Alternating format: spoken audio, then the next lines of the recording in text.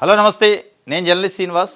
ఈరోజు మళ్ళీ అదే పద్ధతి ఆంధ్రప్రదేశ్లో ఉన్న ప్రధాన పేపర్లో అన్ని న్యూస్ పేపర్లో కల్తీ లడ్డూకు సంబంధించి నెయ్యిలో కొవ్వు కలిసింది అనే దాని గురించి పదే పదే చంద్రబాబు నాయుడు గారికి సంబంధించిన మీడియా చెప్తా ఉంది. దాంట్లో ఇప్పుడు ఏం చేశారంటే నిన్న చంద్రబాబు నాయుడు గారు ఇట్లా అయితే ప్రజలు నమ్మట్లేదు, భక్తులు నమ్మట్లేదు. నేను కొవ్వు ఉందని చెప్పినా సిట్టేం కొవ్వు లేదు, కల్తీ ఉంది అని చెప్పింది. నా మాటలు అబద్ధం అయిపోయింది, నేను చెప్పింది తప్పు అని ప్రజలు భావిస్తారు. అది భావిస్తున్నారు కాబట్టి ఒక ఆందోళనలో చంద్రబాబు నాయుడు గారు ఉండు. ఆ ఆందోళననే ఆయన మాట్లాడిన తప్పుడు మాటల మకిల్ని అటు బీజేపీ పార్టీకి, జనసేనకు కూడా పుయ్యాలని చూసిండు. జనసేన కూడా పవన్ కళ్యాణ్ గారు చెప్పిండు అప్పట్లో, కలిసింది గొడ్డు కొవ్వు, పంది కొవ్వు, చేపల నూనె కలిసిన లడ్డూని జగన్మోహన్ రెడ్డి కలిపి వాటిని 1,00,000 లడ్డూలు రామ మందిరం అయోధ్యకి పంపారు అని చెప్పి ఆయన స్వయంగా అప్పట్లో చెప్పిండు. ఇప్పుడు కొద్ది పశ్చాత్తాపంలో నేను ఎందుకు చెబుతా అబద్ధం, నేను అట్లా చెప్తున్నా, నాకేం అవసరం, నేను ఒళ్ళు దగ్గర పెట్టుకొని మాట్లాడతాం ఇట్లాంటివి మాట్లాడేటప్పుడు అని ఇప్పుడు కుంటి సాకులు చెప్తాను. మొత్తానికి బీజేపీని అందులోకి లాగే ప్రయత్నం చేశారు. 3 పార్టీల ఎన్డీఏ కూటమి సమన్వయం కమిటీ వేస్తారట ఈ లడ్డూ పైన మాట్లాడడానికి. దేనికి సమన్వయం అంటే లేదా ఇప్పుడు సమన్వయం అంటే మీలో మీకు సమన్వయం లేదా, అసలు ఆ కల్తీ పైన మీకే క్లారిటీ లేదు అనేది స్పష్టంగా అర్థమైంది. సరే, ఇదంతా ఒక ఎత్తు. దీంట్లో అసలు హెడ్డింగ్ చూద్దాం. హిందూ మతంపై పగడబంది కొట్రాట, కల్తీ నెయ్యి కమిషన్ల కక్కుర్తితో చేసింది కాదు అని చంద్రబాబు నాయుడు గారు చెప్తున్నారు. ఒకవైపు ఏమో ఈ చిన్నప్ప వైవి సుబ్బారెడ్డి గారు పిఏ అని చెప్తున్నారు. ఆయన పిఏ కాదు, గతంలో ఎప్పుడు పిఏ కానీ ఇప్పుడు కాదని ఆయన చెప్తుండు. ఆయన 400 ఏదో కోట్లు తీసుకున్నాడు లంచం అని చెప్తున్నాడు. ఇంకొక వైపు కాసుల కక్కుర్తి కాదట, కమిషన్ల కక్కుర్తి కాదట. ఇది కేవలం హిందూ మతం అంటే జగన్కి పడదట, జగన్కి దేవుడు అంటే లెక్కలేదట. అందుకే ఇది ఒక సెంటిమెంట్ రా చేసే ప్రయత్నం చేస్తారు. ఒకవైపు సున్నితమైన అంశం అంటున్నారు, ఇంకొకవైపు జటిలం చేస్తున్నారు. ఇది ఒక హెడ్డింగ్ ఆంధ్రజ్యోతి ఇస్తే, ఇంకోటి బీజేపీ క్రియాశీలం కావాలి, కల్తీ లడ్డు వ్యవహారాన్ని మరింత బలంగా ప్రజల్లోకి తీసుకెళ్ళాలి. బీజేపీ పార్టీ క్రియాశీలకంగా లేదట. లడ్డు వ్యవహారంలో వాళ్ళు మౌనంగా పాటిస్తున్నారు. ఇదంతా ఏదో దొంగ కథ లెక్క ఉంది. చంద్రబాబు నాయుడు గారి మాటలను మనం మాట్లాడితే మునుగుతున్నాం. ఆయన హిందూ మనోభావాలను దెబ్బతీసినట్టయితే, హిందూ భక్తుల మనోభావాలను దెబ్బతీయొద్దని వాళ్ళు కాస్త ఆచితూచి దీనిపైన ఒక రాజకీయ కోణంలోనే మాట్లాడలేదు. లేదు మీరెందుకు మాట్లాడరని నిన్న బలవంతంగా ముందుకొచ్చింది. ఇది నిన్న క్రియాశీలకంగా ఉండాలి, ప్లస్ సమన్వయ కమిటీ వేయాలట, 3 పార్టీల నుంచి 3 వ్యక్తులు ఉండాలట. దేనికి సమన్వయం అంటే సమన్వయం లేదు అనేది అర్థమవుతుంది. ఇప్పుడు సమన్వయం చేయడానికి ఒక కమిటీ అట. ఇక ఆంధ్రజ్యోతి ఆయన జంతువులకు కలిసింది. ఇప్పుడు ఇదే కదా సమస్య. సిట్టు వేస్తే సుప్రీంకోర్టు పర్యవేక్షణలో జంతువుల కొవ్వు అబద్ధం, కల్తీ జరిగింది, రసాయనాలు ఇంకోటో పామాయిల్ కలిసిన మాట ఉండొచ్చు, కానీ గొడ్డు కొవ్వు, చేప నూనె, పంది కొవ్వు ఇట్లాంటి కలవలేదని చాలా స్పష్టంగా చెప్పింది. అదే అనమాట ఈ బాధ. వాస్తవంగా ఏం చేయాలి చంద్రబాబు నాయుడు గారు లాంటి అంత సీనియర్ పొలిటీషియను, వెంకటేశ్వర స్వామి భక్తుడిగా మాలాంటి సాధారణ భక్తులు కూడా ఒక ఆదర్శం ఇవ్వాలి. జంతువు కొవ్వు కలిసిందని అప్పట్లో అనుకున్నాం, కానీ కలవలేదు, చాలా బాధ ఉండే అప్పుడు. ఇప్పుడు సంతోషం నాకు ఉంది. ఇప్పుడు ప్రసాదంలో కొవ్వు కలవలేదంటే సంతోషపడాలా, బాధపడాలా? ఎన్డీఏ కూటమి పక్షాల్లో ప్రధానంగా పవన్ కళ్యాణ్ గారు, చంద్రబాబు నాయుడు గారు ఏది కొవ్వు లేదు అంటే బాధపడుతున్నారు. కొవ్వు ఎందుకు లేదు ఉంటుంది అంటే మీరు కొవ్వు ఉందంటే సంతోషపడతారా, కొవ్వు లేదంటే సంతోషపడతారా? కొవ్వు లేదంటే కోట్ల మంది హిందువులతో పాటు మీరు కూడా సంతోషపడాలి.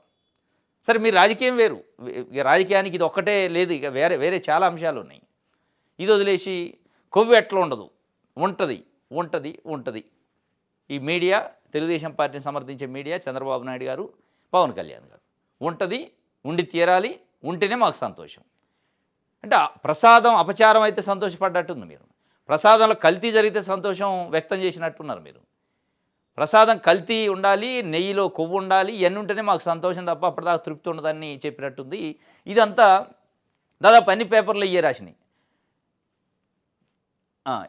ఇది ఈ ఆంధ్రజ్యోతి కదా, ఈనాడు కూడా సేమ్ అదే. ఎంకన్నకు మగిలంటించి మహాకుట్ర, సొంత మనిషి ధర్మారెడ్డి ద్వారా జగన్ అమలు చేశారట. టీటీడీకి కల్తీ నెయ్యి సరఫరా దానిలో భాగమే. చంద్రబాబు ధ్వజం, మహా అపచారానికి పాల్పడ్డ వారిని కఠినంగా శిక్షిస్తామని వెల్లడి. కల్తీ నెయ్యిపై సమన్వయానికి కూటమి పార్టీల త్రిసభ్య కమిటీ, తెదాపా నుంచి సత్యనారాయణరాజు ఖరారు, జనసేన భాజపా నేతల పేర్లు నేడు వెల్లడి. కల్తీ నెయ్యి పక్కా ఆన్ రికార్డు ఉంది అని ఉప ముఖ్యమంత్రి చెప్పినట్టు, పాలే సేకరించిన డైరీ నుంచి 1,00,000 లీటర్ల నెయ్యి ఎలా వచ్చిందని భాజపా రాష్ట్ర అధ్యక్షుడు చెప్పినట్టు ఇదంతా చెప్తున్నారు. ఇది ఏం చెప్పిండు, ఈనాడు ఆయన అసలు ఎంత గమ్మత్తు ఉందంటే ప్రెస్ మీట్ చూస్తే ఒక బాధ, ఒక ఆవేదన, ఒక నిర్వేదంలో ఉన్నట్టు పవన్ కళ్యాణ్ గారి ఫేస్‌లో గాని, చంద్రబాబు నాయుడు గారి ఫేస్‌లో సంతోషం లేదు పాపం. ఏదో తప్పు చేసినోళ్ళు గిల్టీ ఫీల్ అయినట్టు, అరే మేము అనుకున్నది రాలేదని బాధ, లేదంటే కొవ్వు లేదని బాధ గానీ, ఒక బాధ తత్పరంతోని మొత్తం ఆ ఫేసులు చూస్తే ఎక్కడ లేని మొత్తం కొండలు, గుట్టలు మనమే మోస్తున్నాం. మన బరువు ఎవరు దింపుతారు అన్నట్టు ఒక బాధలో ఉన్నారాళ్ళు. ఆ బాధ స్పష్టంగా వాళ్ళు మాట్లాడే మాటల్లో కనపడుతుంది.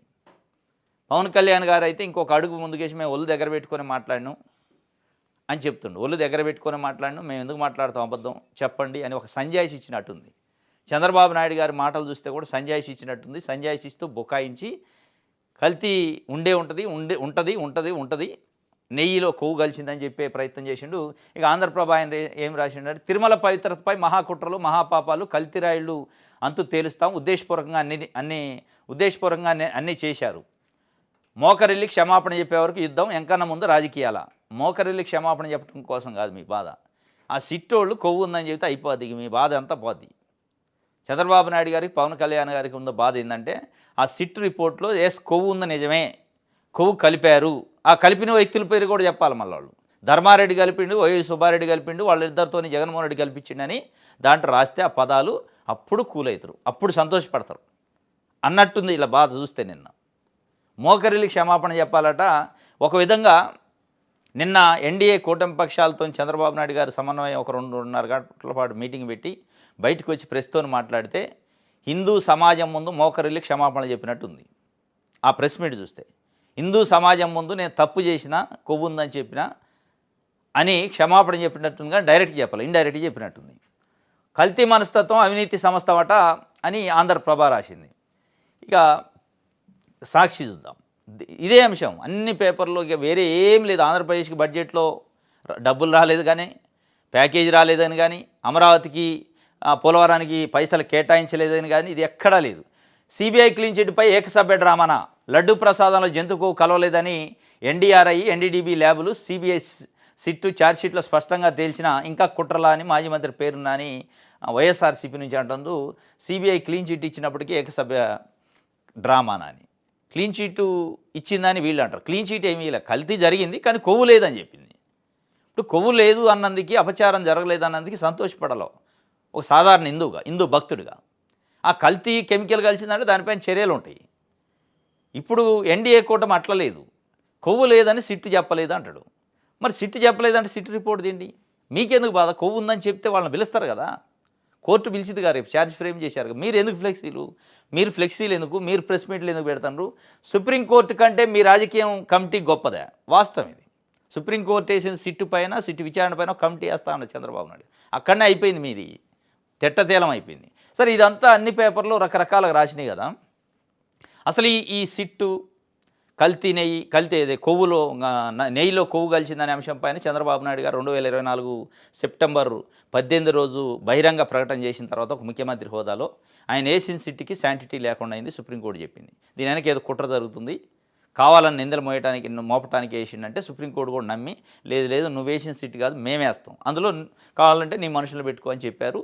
ఆ సిట్టు చాలా క్లారిటీగా చెప్పింది, కొవ్వులు కలవలేదని, కల్తీ జరిగింది, కెమికల్ కలిసి ఉండొచ్చు అని చెప్పింది. ఇప్పుడు అది అన్నట్టు ఇదంతా చూస్తే ఒక కథ గుర్తొస్తుంది నాకు. చిన్న కథ చెప్తా మీకు. ఇప్పుడు ఒక ఆడబిడ్డ ఉందట. ఆడబిడ్డ ఇంటికి తన కొడుకుని ఒక మహిళ పంపిందట, వాళ్ళ ఆడపడిచింటికి. ఎండాకాలం సెలవులు వచ్చినాయి స్కూల్కి. అత్త వాళ్ళ ఇంటికి వెళ్తానన్నట. వాళ్ళ అత్త వాళ్ళ ఇంటికి పంపింది ఆడబిడ్డ. జనరల్గా ఆడబిడ్డకి కోడలకు పడదు కదా, ప్రతి ఇంట్లో జరిగేది ఇది. ఏమో అభ్యంతరం వ్యక్తం చేయాలి, ఎందుకు అది అంటే చిన్నపిల్లలు కదా, వెళ్తా అత్తయ్య వాళ్ళ ఇంటికి వెళ్తా అంటే పంపారు. పంపిన తర్వాత ఒక 20 రోజులు 25 రోజులు అక్కడ ఉండు సెలవుల్లో, మళ్ళీ ఇక్కడికి వచ్చిండు. ఇక వచ్చిన దగ్గర నుంచి అత్త ఏం పెట్టింది, అత్త ఏదో పెట్టింది నీకు, కడుపులో మందు పెట్టినట్టుంది, ఇది అది అని చెప్తుందట. ఎందుకు? ఆ వచ్చిన తెల్లారి ఇక్కడ ఏదో వంట చేశారు ఇంట్లో, ఆ వంట తిని వాడికి, ఆ బాబుకి వాంతులు విరోచనాలు అయినాయి. ఈ వాంతులు విరోచనాలు ఎందువల్ల అయినాయి? ఏమి చేసిన ఘనకార్యం ఏదో దాంట్లో, ఆ ఫుడ్ వండే దాంట్లో లోపం ఉంది, దానివల్ల జరిగినాయి. ఇక భర్తను ఒకటే సతాయించాడు. మీ చెల్లో మీ సిస్టర్ ఏదో పెట్టింది మనోడికి, అక్కడ పోయిన తర్వాత కడుపులో మందు పెట్టింది, తినే దాంట్లో ఏదో పెట్టినట్టుంది, అందుకే వాంతులైనవి. లేదులే నువ్వేదో నేను కల్తీ అయినట్టుంది అది అని అతను. లేదు అని చెప్పి బాగా ఘర్షణ పడి సరే ఒక దగ్గరకు పోదాం హాస్పిటల్కి, టెస్ట్ చేపిద్దాం అసలు ఏమన్నా తేలిద్దని పోవటానికి పోతే అప్పుడు ఈ ఆడబిడ్డకు డౌట్ వచ్చింది. నా మీద ఏదో నిందేయటానికి ప్రయత్నం చేస్తాను. నేను అంత అద్భుతంగా చూసుకుంటే మా అల్లుడిని ఏదో నిందేయడానికి ప్రయత్నం చేస్తుందని ఆయన వెంటనే అలర్ట్ అయ్యి ఒక పెద్ద మనిషి దగ్గర పోయారు. లేదు లేదండి మా వదిన ఇట్లా నా మీద నిందేయటానికి ప్రయత్నం చేస్తుంది. నేనేదో కల్తీ చేసినా అని చెప్పి, మందు పెట్టినా అని చెప్పి, ఇది తప్పు ప్రమాణ పూర్తి చెబుతాను, నాకేం పాప పుణ్యం తెలియదు అంటే, ఇక అప్పుడు ఆ పెద్ద మనిషి పిలిచి, ఇక నువ్వు పోయే డాక్టర్ కాదు, ఆమె పోయే డాక్టర్ కాదు, నేను ఒక డాక్టర్ని చెప్తా, ఒక ల్యాబ్ దగ్గర చెప్తా, దాంట్లో అవసరమైతే మీ ఓడిని నన్ను పంపించుకోండి, మీ బాబు కాబట్టి అని చెప్పి స్టేట్ గవర్నమెంట్కి సంబంధించిన 2-3 ఆఫీసర్లు, సెంట్రల్ గవర్నమెంట్ ఆఫీసర్లు అంటే డాక్టర్లు దాంట్లో పెట్టారు. పెట్టి రిపోర్ట్లు తీస్తా ఉన్నారు. బ్లడ్ తీశారు, శాంపుల్ అన్ని స్కాన్లు చేశారు, అన్నీ చేశారు. ఎక్కడ కూడా ఏమన్నా విషం రావట్లేదు. అందులో విష పదార్థాలు కలిపింది, ఏదో మందు పెట్టిందని ఏం ఆరోపణ. ఎందుకు ఆడబిడ్డ మీద నిందేయాలా? ఇక ఆడబిడ్డకి ఈ పుట్టింటికి సంబంధం లేకుండా చేయాలి, ఏం ఉద్దేశం అది. ఆ ఇంటెన్షన్ అక్కడ అమలు కావట్లే. ఇప్పుడు ల్యాబులలో రాదు కదా రిపోర్ట్, ఎక్కడి నుంచి వస్తుంది? పెట్టని విషం, పెట్టని కొవ్వు ఎక్కడి నుంచి వస్తుంది? రాదు కదా. ఇక ఆడ విషం లేదని వస్తుంది. చాలా క్లియర్గా ఆ పెద్ద మనిషి చేసిన కమిటీ ఆ ల్యాబ్ రిపోర్ట్ ఏం చెప్పిందంటే, అక్కడ ఏమీ లేదు, ఇదంతా ఏదో చిన్న అంటే సీజనల్గా వచ్చే చిన్న ఎఫెక్ట్ తప్ప దీంట్లో అట్లాంటిది ఏమి లేదు, ఏదో చిన్న ఫుడ్ పాయిజన్ అయి ఉంటుంది నిన్న మొన్న తిన్న దాంట్లో, కానీ 20-30 రోజుల నుంచి అయితే పెట్టిన విషమో ఇంకోటో లేదు ఇందులో అని క్లారిటీ ఇస్తే అట్లా ఎట్టుంటుంది ఉంటుంది. ఇది ఈ బాధ అంతా అది ఉండకుండా ఉండే ప్రసక్తి లేదు, ఉంటుంది అని చెప్పి ఏమో డమకాయేస్తుంది. చుట్టుపక్కల వాళ్ళకి లేదు ఉంది కలిపిండు. ఇప్పుడు ఆ పిల్లగాడు కూడా నాకేం లేదే తల్లి, నాకేం లేదు, మంచిగా ఉన్నా, నేను ఆరోగ్యంగా ఉన్నా అంటే, లేదు నీకు విషం కలిసింది, నీకు మందు పెట్టింది మీ అత్త అని చెప్తాడట. ఇప్పుడు అది ఇట్లుంది ఈ బాధ అంతా చూస్తే, వీళ్ళ బాధ చూస్తే ఇప్పుడు ఆ పిల్లగాడికి బాగానే ఉంది, తండ్రికి బాగానే ఉంది, పెట్టిన మంచిగా అన్నం పెట్టిన అత్త బాగానే ఉంది. ఈ మధ్యలో ఏం బాధ ఏంది? ఆడబిడ్డని పుట్టింటికి దూరం చేయాలి అంటే ఆంధ్రప్రదేశ్ ప్రజలకి, హిందువులకి జగన్మోహన్ రెడ్డినో వైఎస్ఆర్సీపీనో దూరం చేయాలి. ఆ దూరం చేయడానికి ఎంత కుట్రనా? లేని అనారోగ్యాన్ని అంటగట్టి, లేని విషయాన్ని ఉందని చెప్పి, ఏదో మందు ఉంది నీకు అని చెప్తే, ఇప్పుడు బ్లడ్ శాంపిల్ తీశారు రాలే, ఏం చేయాలి? ఇక బ్లడ్ శాంపిల్లో చాలా క్లియర్గా ఉంది, ఏమి కల్తీ లేదు, ఇంకోటి లేదు, చాలా పర్ఫెక్ట్గా ఉండు, మనిషి ఆరోగ్యంగానే ఉండు అని చెప్పా. అయినా కానీ లేదు, ఉంది అని నిన్న మళ్ళీ సమన్వయ కమిటీ అట. దేనికి సమన్వయం ఏంది అంటే, దాంట్లో ఏమైనా కలుపుతారా ఎట్లా మీరు? ఇప్పుడు లేని దాన్ని కలిపేటట్టు ఉన్నారు. సమన్వయం అంటే ఆ మకిల్ని బీజేపీకి పూసేటట్టున్నారు. పవన్ కళ్యాణ్కి ఆల్రెడీ పూశారు చంద్రబాబు నాయుడు గారు. ఇది స్పష్టంగా నిన్న ఆంధ్రప్రదేశ్ ప్రజలకి, కోట్ల మంది హిందువుల భక్తులకి అర్థమైంది.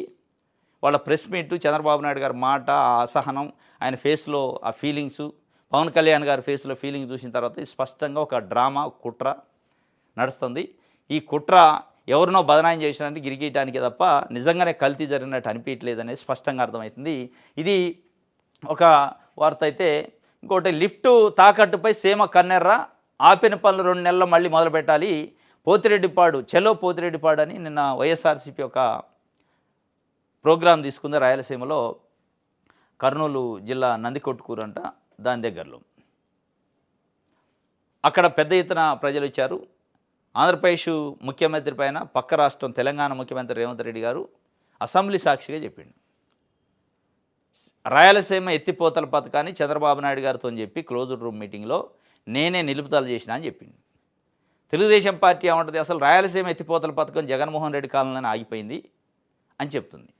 మరి జగన్మోహన్ రెడ్డి కాలంలో ఆగిపోయిన ప్రాజెక్ట్ని ఒక రాష్ట్ర ముఖ్యమంత్రిగా, తెలంగాణ రాష్ట్ర ముఖ్యమంత్రిగా రేవంత్ రెడ్డి నేను ఆపిన చంద్రబాబు నాయుడు గారికి చెప్పి అంటే మీరు ఎందుకు మాట్లాడలేదు? చంద్రబాబు నాయుడు గారు ఈ రోజు వరకు కూడా సూటిగా దానిపైన సమానం చెప్పలే. ఈ వేరే ఏదో చెప్తుండే తప్ప రేవంత్ రెడ్డి చెప్పింది అబద్ధం అని ఖండించని పరిస్థితి చంద్రబాబు నాయుడు గారు. ఎస్, మీరు అన్నట్టు నిజంగానే జగన్మోహన్ రెడ్డి స్టార్ట్ చేసిండు, జగన్మోహన్ రెడ్డి కాలంలోనే ఆగింది అనుకోండి. మరి ఆయన పక్క రాష్ట్ర ముఖ్యమంత్రి అంత పచ్చి అబద్ధం ఒక అసెంబ్లీ సాక్షిగా మన రాష్ట్ర ముఖ్యమంత్రి పైన చెప్తుంటే ఎందుకు మాట్లాడతారు రాష్ట్ర ముఖ్యమంత్రి చంద్రబాబు నాయుడు గారు? ఇంత పెద్ద సీనియర్ పొలిటీషియను ఒక పక్క రాష్ట్ర ముఖ్యమంత్రి ఆన్ హౌస్లో నేను ఆపిన క్లోజ్డ్ రూమ్ మీటింగ్లో చంద్రబాబు నాయుడు గారికి చెప్పా అంటే, అరే బాబు నువ్వు శుద్ధ అబద్ధం చెప్తున్నావు, ఇది తప్పు, మనం ఎక్కడ క్లోజ్డ్ రూమ్ మీటింగ్ పెట్టుకున్నాం, దాంట్లో అసలు రాయలసీమ ఎత్తిపోతల పథకం ఎందుకు వచ్చింది అని మాట్లాడిన పరిస్థితి అంటే ఏదో ఉంది. ఏదో ఉంది కాబట్టి ఇప్పుడు ఏమంటారంటే రాయలసీమ ద్రోహి ఎవరు? జగన్మోహన్ రెడ్డి అని చెప్పే ప్రయత్నం తప్ప జగన్మోహన్ రెడ్డి ద్రోహి అని చెప్పడం కాదు అసలు. అదేంటో చెప్పండి. ద్రోహి ఎవరో రాయలసీమ ప్రజలకు తెలుసు. జగన్మోహన్ రెడ్డి ద్రోహ, రాజశేఖర రెడ్డి ద్రోహ, చంద్రబాబు నాయుడు ద్రోహ. అత్యధిక కాలం ఉమ్మడి రాష్ట్రంలో ఇప్పుడు ముఖ్యమంత్రిగా పనిచేసింది రాయలసీమ నుంచే. ఆ రాయలసీమ రత్నాలసీమ అయిందా, రాళ్ళసీమ అయిందా, అది ఆంధ్రప్రదేశ్లో ఉన్న రాయలసీమలో ఉన్న ప్రజలకు అందరికీ తెలుసు. ఇక దాంట్లో చూసుకోవడానికి చెప్పుకోవడానికి ఏం లేదు. కానీ ఆ ద్రోహాల గురించి కాదు, కానీ పక్క రాష్ట్ర ముఖ్యమంత్రి ఆన్ హౌజ్ మాట్లాడిన మాటలపైన ఎందుకు మాట్లాడరు అనేది ప్రజల్లో ఒక ఉంది. దాన్ని ఇప్పుడు వైఎస్ఆర్సీపీ ఏం చేస్తుంది, రాయలసీమ లిఫ్ట్ ఇరిగేషన్ని 2 నెలల్లో మళ్ళా పునరుద్ధరించకపోతే, స్టార్ట్ చేయకపోతే మేము ఒప్పుకోమని చెప్పి వాళ్ళు ఒక పెద్ద ఉద్యమం తీసుకున్నారు. ప్రజల నుంచి ఒక రెస్పాన్స్ ఉంది. రాయలసీమలో ఒక రకంగా ఒక పట్టుని సాధించే ప్రయత్నంలో వైఎస్ఆర్సీపీ ఉంది. దానికి రాయలసీమ ఎత్తిపోతల పథకం పైన రేవంత్ రెడ్డి మాట్లాడిన మాటలే పునాది రాళ్ళు అవుతున్నట్టు అనిపిస్తుంది. ఇది ఒక వార్త అయితే రైట్. ప్రతి పిటిషన్పై మళ్ళీ మినీ ట్రయల్ నిర్వహించలేము. వైఎస్ యొక్క కేసులో సునీత పిటిషన్పై సుప్రీం కీలక ఆదేశాలు. ఇలాంటి విజ్ఞప్తులను అనుమతి ఇస్తూ పోతే ఈ కేసు అంతు లేకుండా ముందుకెళ్తుంది. ఇలాగే సాగదీస్తే దర్యాప్తు పూర్తి కావడానికి మరో 3 ఏళ్లు పడుతుంది. ఇది న్యాయ ప్రక్రియకు వేగాన్ని కలిగించడమే అవుతుంది. ట్రయల్ కోర్టు ఆదేశాల మేరకు సిబిఐ దర్యాప్తు చేయాలి. కేసు దర్యాప్తు వేగంగా పూర్తి చేయండి. ఎవరిని విచారించాలని దానిపై ఎలాంటి ఆదేశాలు ఇవ్వము. ఇది ట్రయల్ కోర్టు ఏదన్నా ఉంటే ఇన్వెస్టిగేషన్ చేయాలని ఒకవేళ ఆదేశాలు ఉంటే వాళ్ళ ఆదేశాల ప్రకారం ముందుకు పోండి అని సుప్రీంకోర్టు చెప్పింది. వైఎస్ వివేకానంద రెడ్డి గారి కూతురు సునీత సుప్రీంకోర్టులో పిటిషన్ వేశారు. సేమ్ చంద్రబాబు నాయుడు గారి సిట్టు ఇన్వెస్టిగేషన్ సరిగ్గా జరగలేదు, మేము కమిటీ వేస్తా అని ఎట్లా చెప్తుండో లడ్డూ పైన, సేమ్ ఆమె కూడా బాధదే. ఆమె అనుకున్న పేర్లు అందులో రాలే. దోషులు కాదు ఆమెకు కావాల్సింది. ఆమె కొన్ని పేర్లు అనుకుంది, ఆ పేర్లు అందులో రావాలి. సిబిఐ చేసిన ఇన్వెస్టిగేషన్ ఆ పేర్లు వస్తే అప్పుడు కరెక్ట్ ఇన్వెస్టిగేషన్ చేసినట్టు. ఆ పేర్లోళ్ళకేం సంబంధం లేదని సిబిఐ చెప్తుంది. లేదు సంబంధం ఉందని మీరు చెప్తే తప్ప నేను ఒప్పుకోనని సుప్రీంకోర్టు దాకా పోయింది. పోతే సుప్రీంకోర్టు ఏం చెప్పిందంటే, అంటే మీ ఇంటెన్షన్స్ మొత్తం దీని మీద రుద్దాలని చూడొద్దు, సాఫీగా విచారణ అధికారులను విచారణ చేయనండి, దోషుల్ని బయటపెట్టనేయండి. మీరేదో ఒక ప్రీ ప్లాన్డ్గా కొంతమంది పేర్లు తీసుకొచ్చి వీళ్ళనే దోషులని ముద్ర వేయాలంటే అది సిబిఐ చేయలేదు. అంటే ఒకవేళ ట్రయల్ కోర్టు అట్లాంటిది ఏమైనా ఇన్వెస్టిగేషన్ అవసరం ఉంటే చెప్పిద్ది, 1 నెల 2 నెలల టైం తీసుకొని తొందరగా మీ దగ్గర ఉన్న ఆధారాలు ఏమున్నాయో తొందరగా ఇచ్చేయండి, దాన్ని బేస్ చేసుకొని వాళ్ళు చేస్తారంటారు. అక్కడ కూడా మళ్ళీ నాకు తెలిసి రాలేదనుకో మళ్ళీ ఒకసారి పిటిషన్ వేస్తారు. ఈ సునీత గారి అడ్వకేట్ ఎవరంటే సిద్ధార్థ లూద్రా గారు. సిద్ధార్థ లూద్రా గారు ఎవరంటే చంద్రబాబు నాయుడు గారికి అడ్వకేటు. ఇప్పుడు ప్రభుత్వం నుంచి దాదాపు 8 కోట్ల రూపాయలకి చంద్రబాబు నాయుడు గారు ముఖ్యమంత్రి అయిన తర్వాత సిద్ధార్థ లూద్రాకి ప్రభుత్వం తరఫున ఇచ్చారు కేసులకి. ఇక ఆయన ఈమెకి అడ్వకేటు. అంటే దీన్ని బట్టి దీని వెనక ఎవరు ఉన్నారు అనేది స్పష్టంగా అర్థమవుతుంది.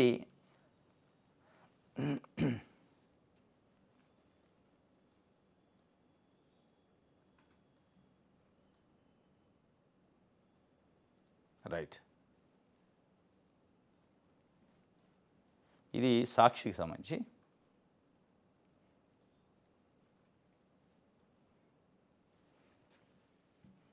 ప్రజాశక్తి చూద్దాం.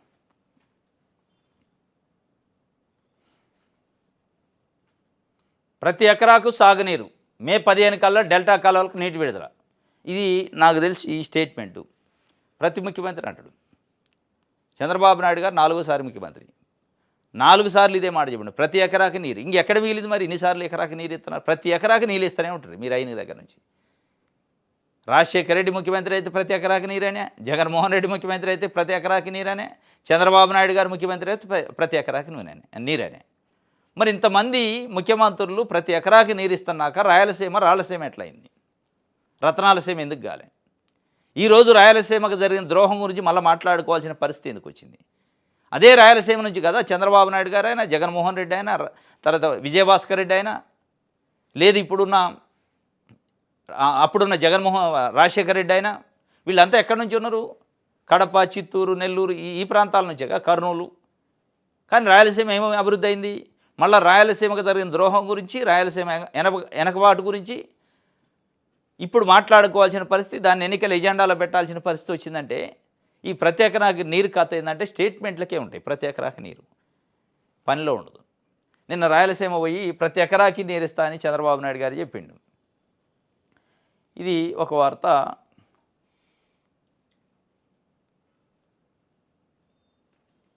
రైట్.